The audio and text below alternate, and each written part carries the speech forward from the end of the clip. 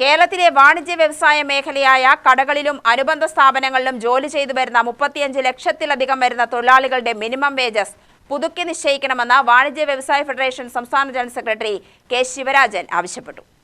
കേരളത്തിലെ വാണിജ്യ വ്യവസായ മേഖലയായ കടകളിലും അനുബന്ധ സ്ഥാപനങ്ങളിലും ജോലി ചെയ്തു വരുന്ന 35 ലക്ഷത്തിലധികം വരുന്ന തൊഴിലാളികളുടെ മിനിമം വേജസ് പുതുക്കി നിശ്ചയിക്കണമെന്ന് വാണിജ്യ വ്യവസായ ഫെഡറേഷൻ സംസ്ഥാന ജനറൽ സെക്രട്ടറി കെ ശിവരാജൻ ആവശ്യപ്പെട്ടു. പാലക്കാട് ജില്ലാ വാണിജ്യ വ്യവസായ മസ്ദൂർ സംഘം ജില്ലാ സമ്മേളനം പാലക്കാട് BMS ജില്ലാ ഓഫീസ് ഓഡിറ്റോറിയത്തിൽ ഉദ്ഘാടനം ചെയ്ത് സംസാരിക്കുകയായിരുന്നു അദ്ദേഹം.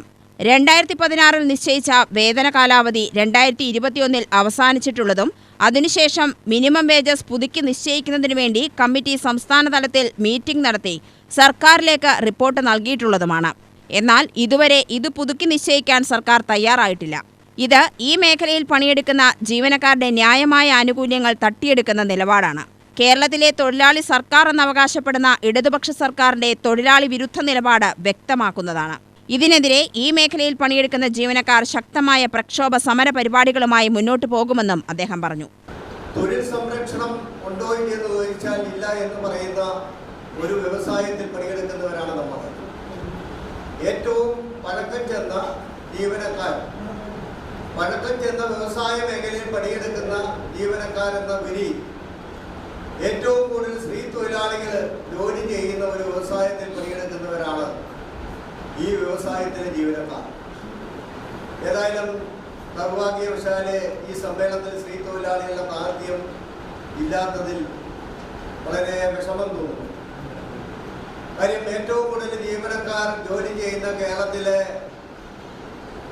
ഒരു വ്യവസായമാണ്